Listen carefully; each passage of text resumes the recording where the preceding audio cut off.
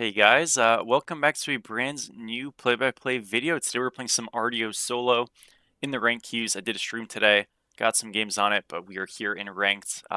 So far, impressions on the character in general, feels good, very similar to Smite 1 kit-wise, but doing well. I think she's pretty much situated in that A+ spot.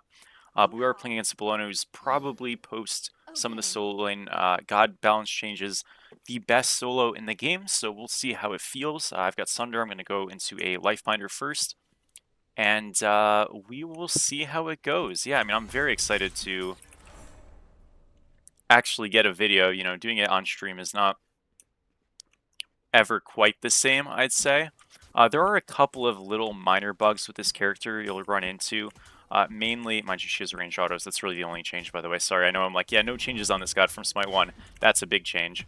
But you know, really the only thing that you'll notice is like a bug or anything, and they generally do a pretty good job with characters on release, is that her 3 in Druid stance, which is the stance I'm in right now, just the normal person stance, is not able to be cancelled. So you usually don't cancel it anyways, honestly, so it's not a huge deal, but you do sometimes, and when you can't, sucks a little bit. That will almost certainly be fixed literally tomorrow. There actually just was a hot fix. Imagine if it got fixed. It did. Oh my gosh, it's a beauty. Wait a minute.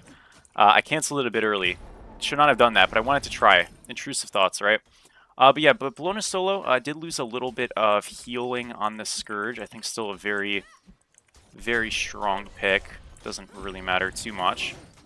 But a good change nonetheless. And as you can see, this character is such a bully when it comes to poke potential that we are actually just going to get a kill.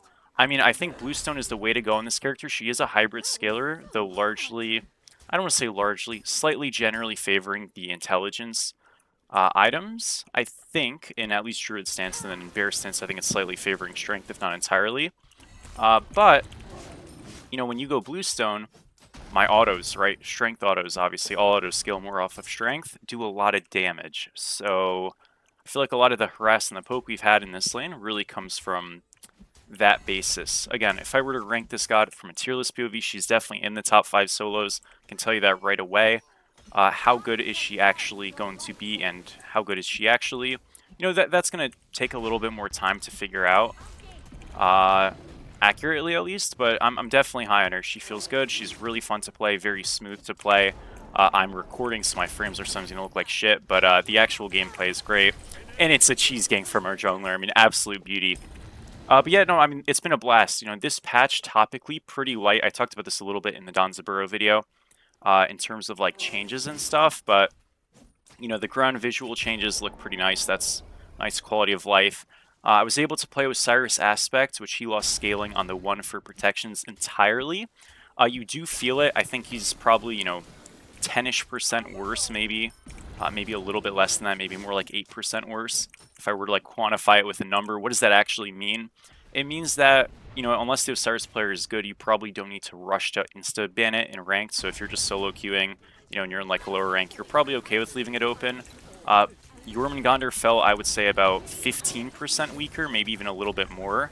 Now, I'm of the impression that Jorm was a better character than Osiris.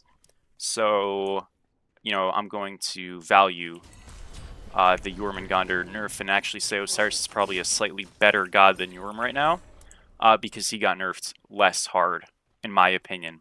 But you really do feel the Jorm damage nerf. I still think he's a strong solo, still a top 3 solo probably. Need a bit more data, but that's just some early thoughts. I think Bologna got nerfed the least, you know, amount, probably more of like a 4% nerf on her. Again, these percentages are just abstract numbers. I'm just trying to like show a contrast, that's all. So please don't like take that to the bank.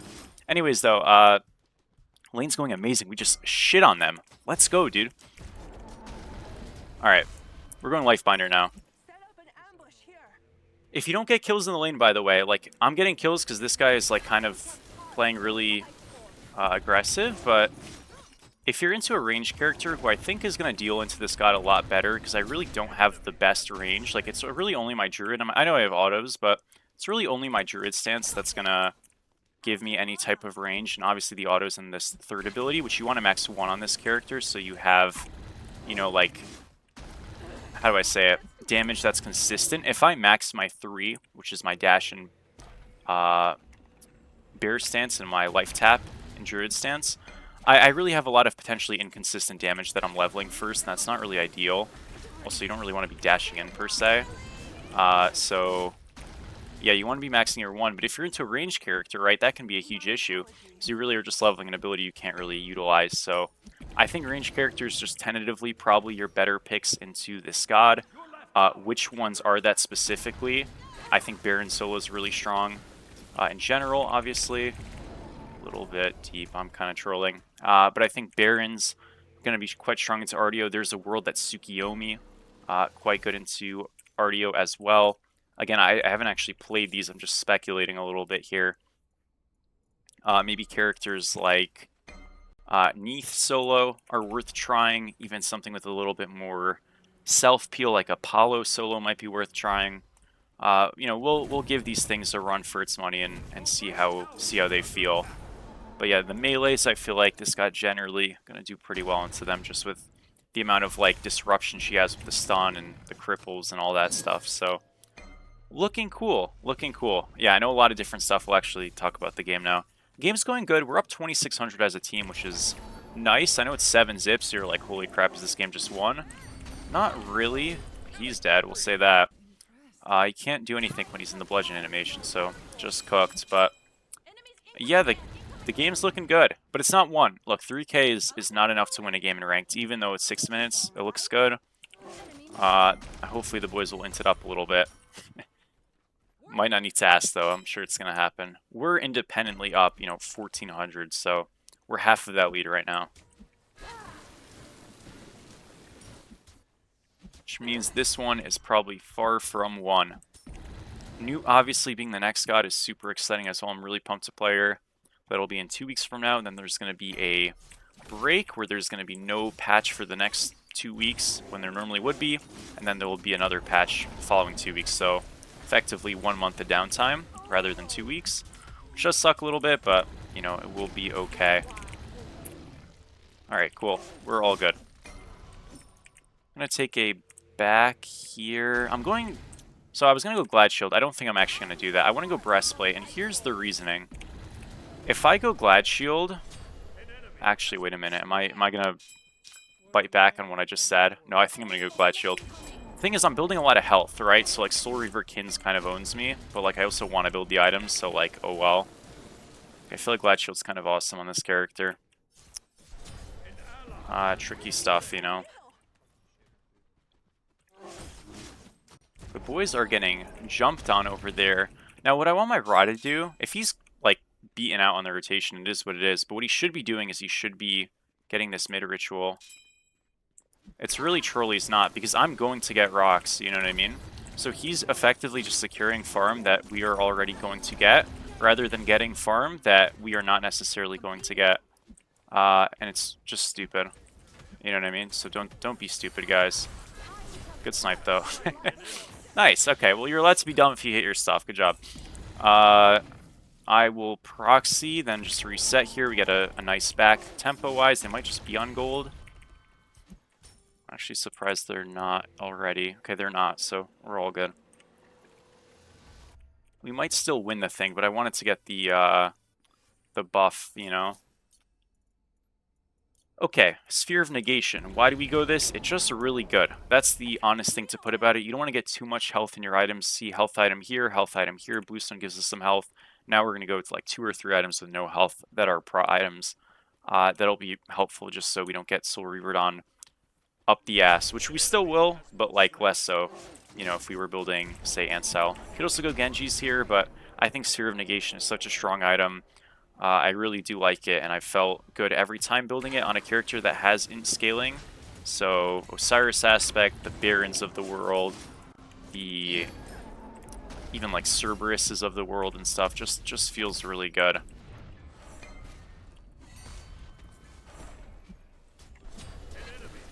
Got a wave shove here. I can play like a soft dive, right? Like I don't need to in here. But I'd like to get some damage at the very least. I mean, we're going to get the tower, actually, so that's fine. I'm just going to walk at him. Remember, if you stun him, you're not actually going to tank the tower, right? He is just caught. I'll stun her to make sure I don't make that look goofy for myself. A little lazy, but a kill is a kill. So leveling your ult, by the way, gives you mana regen and effectively movement speed. Notice that we have 8 stacks. That's all. So it's nice. I level it because I think it's strong. If you don't want to level the ult as compulsively as we are, you don't have to. I don't think it's a huge deal. As long as you're maxing the 1, I think you're happy. In support, you could like 1 max and then go into leveling your 2 afterwards. That is like fairly viable and was a thing in Smite 1, so I'm not going to say I've tried it, but like that's probably still quite good in this game because again, the abilities haven't really changed much. I get a root here. Again, I do have a cripple, but I don't want to get interrupted as kind of that just happens. Really close. Really, really close. There's a funny little bug right now. I'm assuming this is a bug where you jump with Artio and like the screen shakes a little bit. I don't know if that's because she's like a bear and supposed to be like huge. I'm pretty sure it's just a bug. Just kind of funny looking. So Artio Aspect, by the way, in case you're wondering about that, it's freaking awesome. If you haven't seen it, you will see it, don't worry. But Aspect comes out on Friday. That's how all God releases work. The Aspect always comes out on Friday when the God comes out on Monday. So we'll have to wait for that one. That Aspect looks really, really strong. Again, this character itself looks really strong. Very possible that I won't be able to get that in a ranked game on Friday, and I'll have to casual it up. Which, if so, you know, it is what it is, but just being honest about that now. And I'll obviously say if so. It's 16-2. My team is doing too good, man. I don't like this. I like that the other team is fighting it, though. Like, that's good. I don't want to waste a good commentary. I feel like this is a good one, you know? That's the thing, guys. You don't see it, and shit, this might be lost media, but so many times I will record a commentary and then just never gets seen. And that sucks, you know? Really does suck. It'd be one thing if I'm not saying anything, you know what I mean? But it's really annoying because it's like you're authentic, you got the good groove, the good mood, all that stuff. Get to talk, your team's getting ganked by the solo laner, you're not saying you're helping them at all. Now you come over late, you get to clean up, but it's like you're in the rhythm, you know what I mean? And it's nice to be in that rhythm. They're all dead. Oh my gosh, okay. Not much for me to do here. I'm level 15 though. Next item, excuse me, we're gonna go as Spirit Robe. I have a question for you guys, okay? This is a thought experiment. Not really. I don't even think that's the right way to properly apply it, but I have a question. I want to know what you guys think about this. I would never like push for this to actually happen in the game, unless people really thought it was a good thing, but I want to know your thoughts. Should we in this game have gold as a listed value amount at the top of this screen, or even on the tab screen, either for you or for the enemies? And the reason I ask is like, it's not a thing in League. Now, obviously, as you get better at the game, you can like read into how much things are roughly, and you get a pretty good idea. So I never know finite gold amounts, but I know how behind or ahead I am, right? And that helps. There's also like a creep score, which gives you a rough estimate usually. But the reason I ask is like, do you guys think that the gold deficit sometimes just tilts people out of a game on the top of the screen, even if it's like not actually indicative of the real game? Now, like, okay, 8K is a gigantic deal. I'm not going to pretend that. Like, this is horrific for them. But I'm asking it because I wonder, like, if the gold at the top just didn't show, if the games would, like, low-key just, like, be less surrender heavy. Because something a lot of my viewers complain about in the comments, a lot of you guys, is, why do I say my view? Like, I'm talking, whatever. Anyways, something a lot of you guys complain about and mention is that idea that, like, people just surrender a lot. And I feel like, yeah, obviously there's going to be the tilt of I just died, blah, blah, blah, whatever. It's like that's naturally going to happen. But I think a lot of it is also just like seeing how behind you are from a macro perspective at any moment you want to. And it's constantly reinforced in that you continue to see that. And it's not like we'll just hide it because it's relevant, you know what I mean? But I wonder if it's almost too pervasive. Maybe I'm just like bringing up a topic because it's 21-5 and I don't know what else to say, but anyways, we're gonna dive this guy, so hopefully it goes okay. You can't go on these when you're crippled. That's fun. Oh my gosh, beautiful Raul.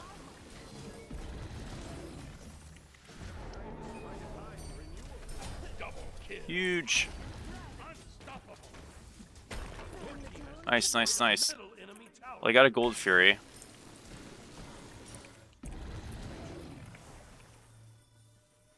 Love to see it.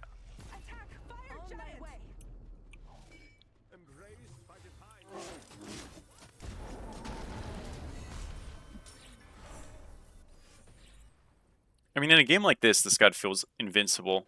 And I feel like I got ahead so easily, I gotta say. So I don't know if that's just like him being a bot. Like, Fallius is not a bad player, I'm not calling him bad, but I think he played this lane horrifically. But, yeah, he played it bad, like really bad. But I don't know how much of that is like character strength versus him just playing it bad. I think it's both, don't get me wrong, but... Bye-bye. Yeah, Sunner just finishes that one easily. But yeah, like at this point you're like, wow, Artio looks so OP, blah, blah, blah. Like, I'm extremely fed, you know what I mean? It's not really fair to like judge a character off of them being super fed, unless that's part of like the value cases for the character. So like Yorm, when you look at Yorm dominating a game, you're like, wow, he's so fed. You have to classify that because he spawns in winning every lane. I don't think this character necessarily is going to have that, but we'll have to see. So, I don't know. Just something to think about. We'll go into Spectral. No, we'll not. We'll go into Magi's. Spectral is good. I'll probably go that last. We'll see. And yeah. I think Gem of Focus is probably amazing on this god. He used to go it on Smite 1 with, because it was a starter item. It's always the starter you went on this god without fail.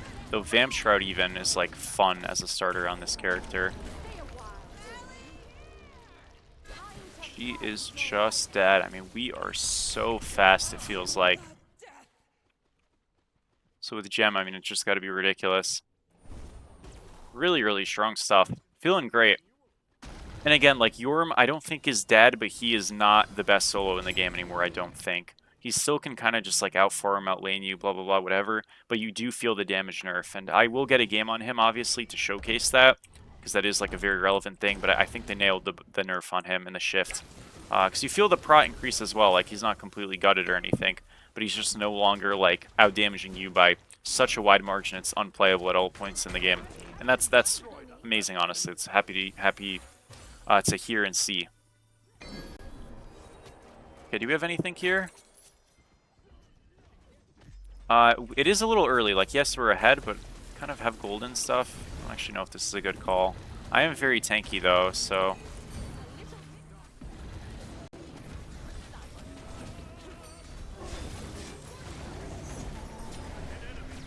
Nice. A lot of the zone on this character, you're going to get baited into, like, sprinting it down, dashing in, yada yada. Again, we're so fed that we can play this very careless. But you really want to utilize the fact that you are a fast character and don't full commit, right? Hold your dash as long as you can. Kind of use your Druid 3 and your healing and all that stuff. Just kind of play a very evasive game. Tag people down, run back to your backline, stun people, and sort of just run away. And you do that, you'll be unkillable. And you won't necessarily get as many kills. It might look less pretty on your stat line, but you'll die a lot less, have a good rhythm, get really ahead.